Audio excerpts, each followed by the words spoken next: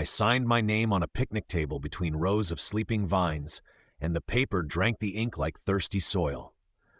The seller poured celebratory wine into plastic cups as if the land itself had already agreed to love me back. The air smelled like wet cedar and ambition. I remember the exact sentence that made the whole thing feel safe. "Clean title," my attorney said, voice bright with certainty. "Routine. Routine is a word that should come with a warning label." 2 weeks later, a number called my phone, and the person on the other end spoke like a nurse delivering test results. Calm, precise, unapologetic. They referenced a loan I'd never seen, a lien I'd never approved, and a foreclosure timeline that moved faster than seasons. I laughed at first because the alternative was nausea. By the time I found the second mortgage, by the time I understood the first hadn't even been first, I could taste metal in my mouth. The vineyard didn't look different. The vines didn't tremble. The gravel road still crunched under my tires like a familiar promise. But the paperwork in my lap turned the land into something else. Not a dream, a trap with a view. I didn't come from land.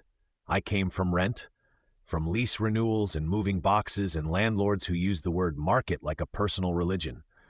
The vineyard was supposed to be my exit from that life, the kind of story that made people lean in when I told it. City guy, first investment, a real asset, something green that produced something beautiful. The listing photos did most of the seducing. Morning fog rolling low over neat rows, a weathered barn that looked like it held history instead of mice, a small farmhouse with a porch swing that suggested slow Saturdays and clean decisions. The numbers somehow made sense. Not perfect sense, but hopeful sense. Enough to wake up early and start believing. The seller, Graham, didn't feel like a salesman. He felt like a man relieved to be leaving. Mid-50s, sun-worn skin, a soft voice that carried fatigue. He told me he was retiring to be near his sister. He told me the vineyard was ready for someone with energy. He told me he'd built it with his hands. I heard that and pictured calluses. I pictured honesty. I brought my attorney, Miles, because I'd promised myself I wouldn't be the kind of man who made a purchase like this with vibes and optimism. Miles wore the kind of suit that made even dirt look like a contract. He spoke in measured sentences and asked for documents with gentle authority. Graham complied with an almost theatrical willingness. Folders, scans, timestamps. Each request met with a smile that said, "See? Nothing to hide." The banker I spoke with sounded pleased by the idea. "Land holds value," she said. "Agricultural use, potential tourism, future appreciation." She used the word diversification the way priests use salvation. The process moved like a well-oiled machine. Appraisal, inspection, insurance quote, title search. The usual steps, each one a checkpoint that made the next feel earned. Every time I hesitated, someone supplied a phrase designed to smooth the crease in my forehead. Normal.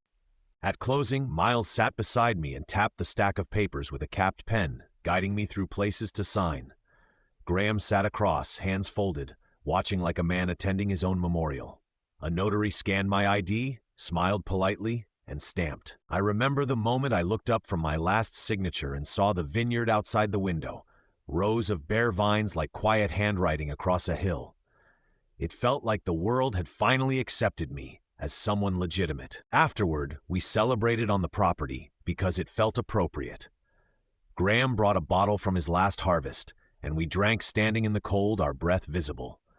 He raised his cup and said, "To the next chapter." I went home that night with a folder heavy enough to make my shoulder ache. I should have felt exhausted.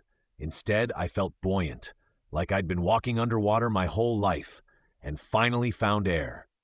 The first hint that something was wrong arrived as a delay. The deed recording took longer than Miles expected.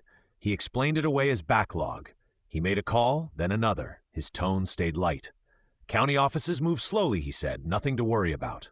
Then the mail came. A thick envelope, official, with a return address from a bank I didn't recognize. Inside was a notice addressed to the property, to owner-occupant, informing of default proceedings. Dates, amounts, a loan number, language that didn't ask permission. It announced reality. I read it twice, then a third time, as if repetition might change the ink. I called Miles' voicemail. I called again. I paced my kitchen until my footsteps started to sound like argument. When Miles finally answered, his voice still carried calm, but it had acquired a new edge, alertness, with the faintest tremor beneath. "Send a photo," he said. I did. Silence while he read. "Then this isn't possible." He sounded offended on my behalf, which should have comforted me. It didn't. It felt like watching a pilot stare at a cockpit warning light and insist planes weren't supposed to do that. Miles met me at his office the next morning with a file already open on his desk, pages spread like autopsy photos. He'd printed the notice, highlighted sections, scribbled in the margins. He kept saying should be caught in title, should be disclosed, should be impossible. I started to hate that word. It belonged to a world where systems behaved. He called the number on the notice while I sat across from him, hands clasped so tight my knuckles looked bleached.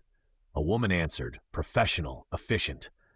Miles introduced himself. He asked for verification, then asked for documentation. Her voice never rose, never sharpened. It didn't need to. She confirmed the loan's existence. She confirmed the default. She confirmed that notices had been sent for months to the property address and to a P.O. box associated with Graham. Miles asked for the lien recording date. The date was before my offer, before my inspection, before the first glass of celebratory wine. Miles asked for the original promissory note. The woman said a copy could be provided through a secure portal after identity verification. Miles hung up and stared at his desk as if the wood grain had something to confess. "That lien exists," he said softly now. "It's recorded." My mouth went dry, so the title wasn't clean. His eyes flicked up. "Title insurance exists for this reason." He said it like a lifeline, like a rope thrown into dark water. I grabbed onto it immediately because the alternative was sinking in front of him like a child. We called the title company. Another professional voice, another measured cadence.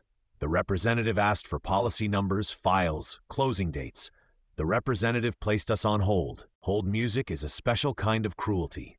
Cheerful sounds designed to pretend time is harmless. When the representative returned, the explanation arrived wrapped in politeness. The lien had been missed due to indexing discrepancy. The claim could be opened. The matter would be investigated. Additional documentation would be required. The timeline could vary. I asked how long. The representative didn't give a number. Miles asked more pointedly. The representative repeated varies. Then came the next envelope. Different bank, different loan number, another notice, another default, another timeline. I sat on the floor of my apartment and laid the papers out in front of me like a failed magic trick. 2 mortgages, both older than my purchase, both in default, both moving toward foreclosure like trains already in motion. I called Graham, straight to voicemail. I called again, voicemail. Miles sent emails, no response. I drove to the Vineyard on a weekday, tires spitting gravel, heart beating in my throat as if speed could outpace paperwork. The farmhouse looked exactly as it had on closing day. Porch swing still, barn doors closed, vines silent in their winter sleep. No one answered when I knocked. I tried the door. Locked. I walked the perimeter like a man, checking whether land could lie. I found the mailbox. Inside were months of unopened mail shoved back like shame. Bank letters, county notices, something from an attorney's office. It looked less like neglect and more like someone had been collecting the evidence of a crime, neatly, patiently, in the most ordinary place. I stood there with a handful of envelopes and felt the Vineyard tilt in my mind. The dream didn't evaporate. It curdled. Miles finally reached Graham's broker, a man named Trevor, whose voicemail greeting sounded like a grin. Trevor returned the call with an irritated friendliness that made my skin crawl. Trevor claimed ignorance. Trevor said Graham had disclosed everything. Trevor said the deal was done. Trevor suggested speaking with my attorney, as if Miles wasn't already on the line. Miles asked a simple question. Where was Graham? Trevor didn't answer directly. Trevor mentioned travel. Trevor mentioned personal matters. Trevor mentioned that sales were final. Miles's voice sharpened. A material defect in title. Trevor interrupted with a sigh that performed exhaustion. Everyone signs what everyone signs. Folks can feel surprised later, but signatures don't change. I heard my own breathing in the quiet after the call ended. It sounded animal. I wanted to scream. I wanted to throw the envelopes like rocks. Instead, I called the county recorder's office and asked for copies of the recorded mortgages. I asked for anything tied to Graham's name. The clerk was polite. The clerk was indifferent. The clerk existed on the safe side of my problem. When the documents arrived by email, I stared at them until my eyes ached. The first mortgage, the second. And then, hidden in the timeline like a knife in a drawer, another record. A home equity line. Smaller, but still real. Still secured by the same property. 3 debts, all tied to the vineyard, all recorded, all invisible to me until now. I looked at my closing file. The title search report sat there, crisp and confident, listing none of them. The system hadn't protected me. It had introduced me. The strangest part wasn't the panic. The strangest part was the way my mind tried to make it normal. I caught myself rationalizing, building explanations as if I could renovate reality into something livable. Maybe the first notice was an error. Maybe the second bank had mixed addresses. Maybe the recorder's office had duplicated entries.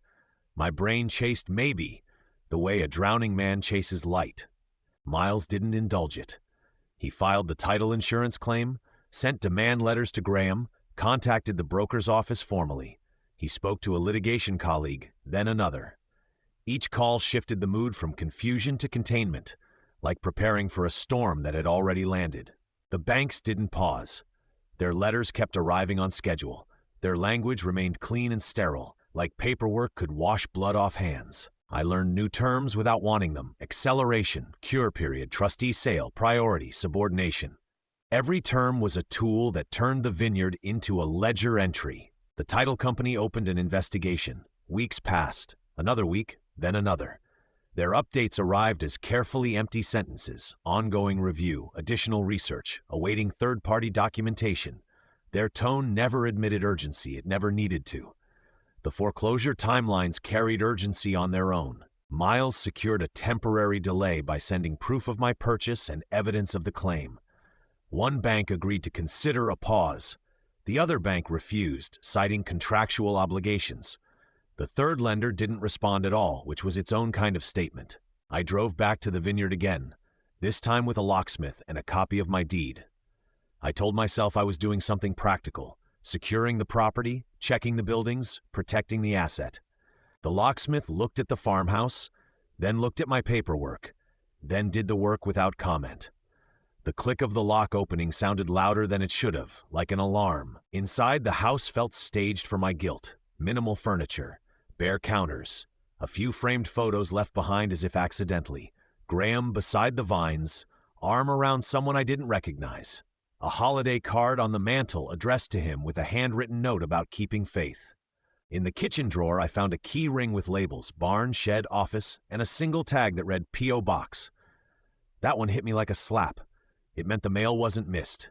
It was managed, collected, curated. In a desk upstairs, I found an envelope already opened, folded carefully back into itself.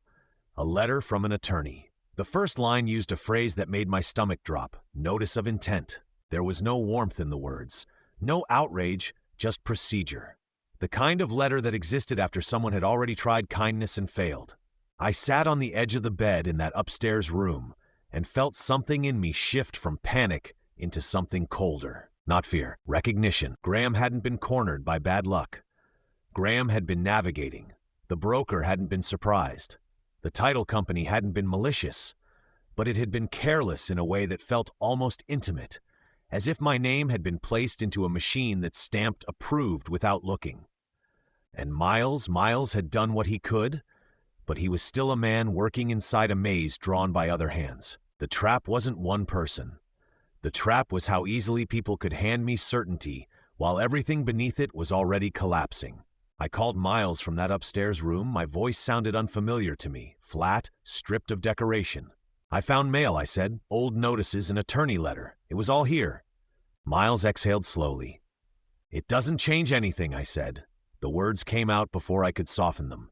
He didn't argue. No, he admitted, it doesn't. It supports intent, but the timeline still runs. That sentence, timeline still runs, followed me out of the house and into the cold air. On the drive back, I passed the vineyard sign at the entrance.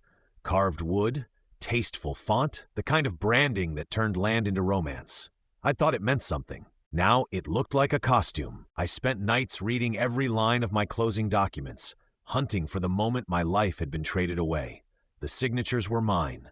The dates were real. My initials sat beside clauses that blurred responsibility until it vanished.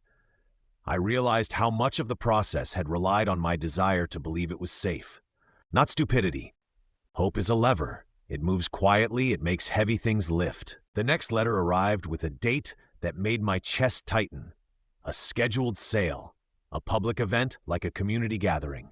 The vineyard reduced to a line item on a courthouse bulletin. I held the paper and imagined strangers bidding on the land I'd already paid for, as if my investment was a story that could be overwritten by a louder voice. I didn't cry.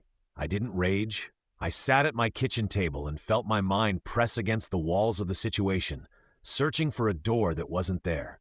Outside, the city traffic moved on. Somewhere, vines slept in winter soil, indifferent to ownership. And inside me, the realization settled into place with a quiet finality. I had purchased a dream that had already been sold twice before my signature ever touched the page. And the paperwork didn't care what I called it.